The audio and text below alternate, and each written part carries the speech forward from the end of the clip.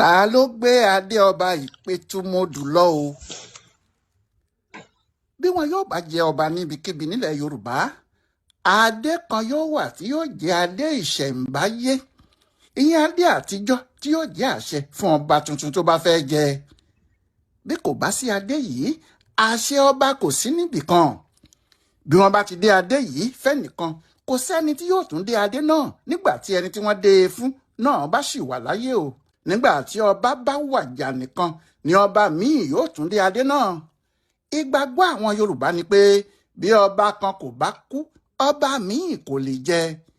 Àwọn míì sì nígbàgbọ́ pé nígbà tí ọba kan bá wà láyé tí wọ́n tún gbé adé ẹ̀ka orí ẹlòmíì, bí ẹni tó fẹ́ kí ọba ti tẹ́lẹ̀ yẹn kú lójijì ni. Bóyá ni kò jẹ́ ìbẹ̀rù tó wà lọ́kàn apetu ìlú ìpetu modu. Ọba Joseph Olóyèdé nìyí. Ọba náà kò kú, ṣùgbọ́n wọ́n ti jù ú sẹ́wọ̀n l'Amẹ́ríkà. Ìtumọ̀ èyí sì ni pé kò lè jẹ́ ọba ìlú ìpetu modu mọ́. A kì í fọ̀daràn joyè ìlú. Torí bí ìmàdó bá ṣe bí ẹlẹ́dẹ̀ yóò bàlú jẹ́. Bí ẹrú bá jọba, èèyàn oníkù kan, ẹlòmíì ni wọ́n gbọ́dọ̀ fi jọba. Bí wọ́n bá wá fi ẹlòmíì jọba, ẹni náà gbọ́dọ̀ dé adé ìṣẹ̀ǹbáyé kí wọ́n tó lè ké kábíyèsí fún un. Kò jọ pé apetu àtijọ́ yìí fẹ́ irú eléyìí rárá. Èèyàn kò sáàní gọ̀gọ̀gọ̀ kó ti ọrùn ara ẹ̀ bọ́kùn. Kò sì lè burú títí kó má kú ẹnìkan mọ́ ni o. Ẹni tí yóò kù la ò mọ̀ ni. Èèyàn ò sì lè lé ọmọ burúkú fẹ́kùn pa jẹ. Àwọn èèyàn ọba Olóyèdé náà kò fẹ́ kí eléyìí ṣẹlẹ̀ rárá.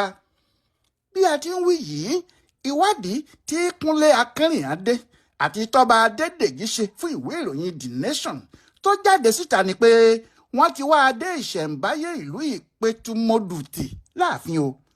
Wọn ò rí adé náà mọ́ pẹ̀lú àwọn èjìgbàrà ìlẹ̀kẹ̀ tó jẹ́ tìbílẹ̀ èyí tí wọ́n fi ń kọ́ ọba wọn lọ́rùn lọ́jọ́ tó bá gbadé. Wọ́n wá àwọn kinní ọ̀hún tí wọn ò rí wọn. Wọ́n rá bá fọ́ bí iṣó ni. Ohun tí ọ̀pọ̀ ń sọ ni pé ọwọ́ kábíyèsí tó dẹlẹ́wọ̀n yìí ni adé náà wà. Torí bí o ṣe Ṣàngó bá sọnù níbìkan, bàbá mọ́gbàlá kọ́kọ́ bí. Láti ìgbà tí Olóyèdé ti jọba ní ọjọ́ 26 oṣù kẹwàá October 26, 2019 ládé ti wà lọ́wọ́ ẹ̀.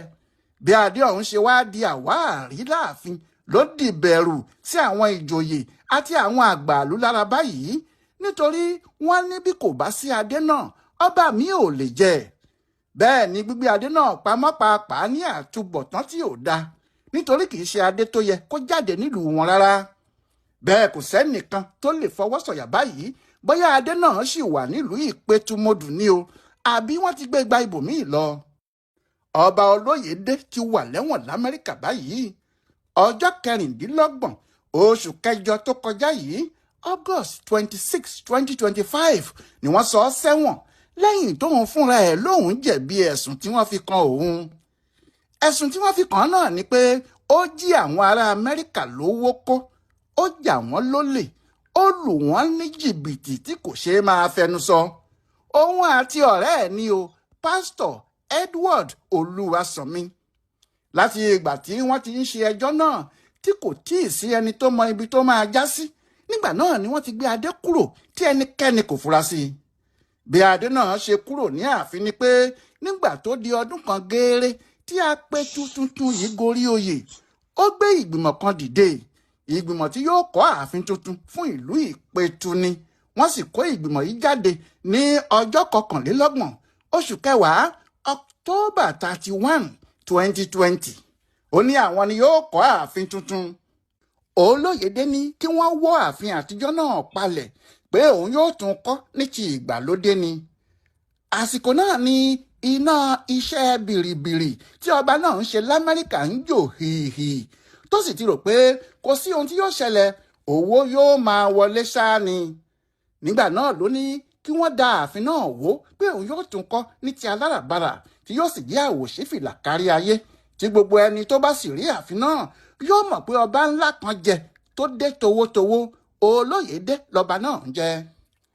Ìgbà náà ló kó gbogbo ẹrù kúrò láàfin tó gbé ṣẹ́ṣẹ́ fún tí ṣe adé ìṣẹ̀ǹbáyé ìpetu modu yìí lọ. Ilé rẹ̀ ni wọ́n sì ló kó gbogbo ohun tó kó náà sí. Àmọ́ nígbà tẹ́jọ́ kú sákẹ́ tí ọ̀rọ̀ padà já sẹ́wọ̀n fún kábíyèsí tó sì ti hàn pé ọkùnrin náà ò lè jọba mọ́. Àwọn ìlú ń fẹ́ mọbi tí adé àwọn wà kí wọ́n lè tọ́jú ẹ̀ láti bẹ̀rẹ̀ ètò ìgbadé ọba tuntun. Ìgbà náà ni wọ́n rí i pé gáú ti gbọ́n gbá. Èèrà ti gbé odidi ṣúgà mì nínú yàrá. Bàbá onílé kò rẹ́nì kankan mú sí i. Kò sẹ́ni torí adé ìṣẹ̀ǹbáyé ìpetu modu. Ẹ̀fọn ti fẹ́. Ṣé kò sẹ́nìkan tí yóò fi ọ̀bẹ tó bá sọnù jẹ́ṣu? Àwọn èèyàn tí wọ́n mọ̀ dí ọ̀rọ̀ yìí tí wọn kò fẹ́ sọ síta tí wọ́n ń ṣàlàyé láàrin ara wọn sọ pé ta ń fẹ́ kú. Ṣé kí Olóyèdé wà láyé tí kò tí ì kú kí wọ́n á gbé adé ìṣẹ̀ǹbáyé lé ẹlòmíì lórí? Ṣé wọ́n fẹ́ pa á ni? Àmọ́ àwọn tí wọ́n mọ ìtàn ilẹ̀ Yorùbá dáadáa ní ọ̀rọ̀ náà ò rí bẹ́ẹ̀. Pé bí nǹkan bá rí báyìí, ó ní àwọn ètùtù tí àwọn àgbààgbà máa ń ṣe sí i. Wọ́n ní irú àwọn nǹkan wọ̀nyí tí ṣẹlẹ̀ nílẹ̀ Yorùbá rí tí kò sì sí ohun tó ṣe ọba tí wọ́n gba adé lórí ẹ̀ tí ọba míì sì jẹ tí wọ́n dé adé ìṣẹ̀ǹbáyé tí ọba tó ń dé adé náà tẹ́lẹ̀ sì wà láyé tó wà láàyè rẹ̀. Nígbà náà ni wọ́n fi ti àwọn ọba ńláńlá kan ṣe àkàwé tí àlàyé ọ̀hún sì dúró títí dòní yìí. Ní ọdún 1841 wọ́n fi ọba kan jẹ lẹ́kọ̀ọ́ Àrómisá lẹ́gbẹ̀lẹ́gbẹ̀. Akíntóyè lọ́ba náà ń jẹ́. Àmọ́ nígbà tó di ọdún 1845 ọmọ ẹ̀gbọ́n ẹ̀ gbógun tì í ó sì lé e dànù. Kò sọ́kọ́ ló ń jẹ́ o. Kò sọ́kọ́ gbàjọba. Wọ́n sì dé e ládé. Ó sì di ọba Èkó. Níparí oṣù kejìlá ọdún 1851 àwọn òyìnbó bá wọn dá sọ̀rọ̀ náà. Wọ́n sì lé Kò sọ́kọ́ kúrò nípò ọba. Wọ́n gba adé lórí ẹ̀. Wọ́n sì dé e padà fún Akíntóyè. Ní 1954 wọ́n lé Aláàfin Adéníran Adéyẹmí kúrò lórí oyè. Wọ́n sì gba adé orí ẹ̀ kúrò. Láì tí ìkú ọba náà ní 1956 wọ́n dé adé náà padà fún Aláàfin Gbádégẹṣin Ládìgbòlú. Ó sì jọba náà títí di ọdún 1968. Ní ọjọ́ 14 oṣù kejì ọdún 1968 lẹ́yìn tí wọ́n ti fà á lọ tí wọ́n fà á bọ̀ wọ́n lé Ọlátẹ́rù Ọlágbẹ̀gì kúrò lórí oyè bí Ọlọ́wọ̀ tìlú Ọ̀wọ̀. Láìsí tí ìkú ọba náà wọ́n fi Adékọ́lá Ògúnoyè jẹ Ọlọ́wọ̀ tuntun ní ọjọ́ 7 oṣù kẹjọ August 7, 1968. Ògúnoyè wàjà ní 1992 wọ́n sì tún padà gbé adé náà kárí Ọlátẹ́rù Ọlágbẹ̀gì ní 1993. Ní 2010 nílẹ̀ẹ́lẹ̀ níbí ọba Olúwadáre Adépọ̀jù Adéṣínà ṣe àṣemáṣe lórí oyè bíi Déjì Àkúrẹ́. Ìjọba ìpínlẹ̀ Ondo sì le. Wọ́n gba adé lórí ẹ̀ wọ́n sì gbé ka Adébíyì Adégbóyè Adéṣínà ààfún bíi owó kẹta lórí. Títí di bá a ṣe ń sọ yìí o Olúwadáre Adéṣínà wà láyé tó ń jayé orí ẹ̀ ní mẹ̀lọmẹ̀lọ. Nídìí èyí kò sí kan níkan tí yóò ṣe apẹ̀tù Olóyèdé bí wọ́n bá gba adé orí ẹ̀ tí wọ́n sì gbé fẹ́lòmíì bíi apẹ̀tù tuntun. Àmọ́ ìyẹn nìkan gan tilẹ̀ kọ́ ni wàhálà tó wà nílẹ̀ báyìí. Lóòótọ́ ìjọba Ọ̀ṣun kò tí ì yọ ọkùnrin náà kúrò lóyè fúnra wọn. Wọ́n ní àwọn fẹ́ gba ìdájọ́ ìlú òyìnbó náà kí àwọn lè mọ ohun tí àwọn yóò ṣe. Gbogbo èèyàn mọ̀ pé kò sí ohun kan tí wọ́n lè ṣe pẹ̀lú irú ẹjọ́ báyìí. Ọ̀rọ̀ tó ṣojú ìlú tí kò farasin ni. Àfijọba tó bá fẹ́ ba orúkọ ara ẹ̀ jẹ́ torí òfin ibì kankan kò fààyè gba ẹlẹ́wọ̀n láti yẹ ọba lé àwọn èèyàn lórí tàbí kó ṣe olórí ìlú wọn. Nídìí èyí àwọn èèyàn ti mọ̀ pé láìpẹ́ láì jìnnà ọba tuntun yóò jẹ ní ìlú náà. Ohun tí wọ́n ṣe ń wá adé wọn nìyẹn. Ṣùgbọ́n ọ̀rọ̀ ti di àríyànjiyàn míì nítorí àwọn ìdílé Aríbile níbi tí Olóyèdé ti wá ń kùn hùrùnhùrùn pé ìdílé àwọn náà ló yẹ kí ọba míì ti jẹ nítorí ẹni tó jọba yìí kò pẹ́ lórí oyè rárá. Ó kàn bà orúkọ àwọn jẹ́ lásán ni. Torí bẹ́ẹ̀ kí àwọn wá ẹlòmíì tí yóò jọba láti ìdílé àwọn yìí náà ló dáa. Nígbà tí ẹni tó jọba yìí ò kúkú tí ì kú kí ẹni tuntun náà lè padà tún orúkọ rere ìdílé àwọn ṣe yóò sì lo sáà tó yẹ kọ́ba lò lórí ìtẹ́ kó tó di pé ikú mú un lọ. Fágbèmókùn tí ipò náà tún kàn ní àṣẹ lásán ní irú ọ̀rọ̀ bẹ́ẹ̀ yẹn. Pé kí ni ìtumọ̀ ohun tí wọ́n ń sọ yẹn nígbà tí kì í ṣe ẹnìkan ló ní kí wọ́n fa ọ̀daràn kalẹ̀ láti wá jọba láti ìdílé wọn. Ẹni tó jẹ́ lẹ́yìn tó ti jọba tán ló lọ lu àwọn òyìnbó ní jìbìtì. Pé ẹjọ́ ta wá nìyẹn. Olóyèdé jọba ní 2019 ó sì gba ìlú òyìnbó lọ ní 2020. Ó ń jí owó àwọn òyìnbó kó. Ó ń hùwà ọ̀dájú burúkú nípa jíjí owó tí àwọn ìjọba orílẹ̀-èdè náà gbé kalẹ̀ fáwọn èèyàn tiwọn lásìkò COVID pé kí ìnira àjàkálẹ̀ àrùn náà má fi pọ̀jù fún wọn. Nígbà tí ọba náà ti lè lọ́ọ́ fi adé orí ẹ̀ hu irú ìwà ìbàjẹ́ báyìí, kò sí ẹnìkan tó gbọ́dọ̀ káàánú ẹ̀, bẹ́ẹ̀ ni kò gbọ́dọ̀ fi tiẹ̀ dí ìdílé míì lọ́wọ́ rárá. Àwọn èèyàn yìí ni kò ṣe àjòjì o pé irú ohun tí yóò ṣẹlẹ̀ sí ọkùnrin náà rèé, nítorí ọ̀nà tó gbà di ọba ìlú náà kì í ṣe bí wọ́n ti ń ṣe é nìyẹn.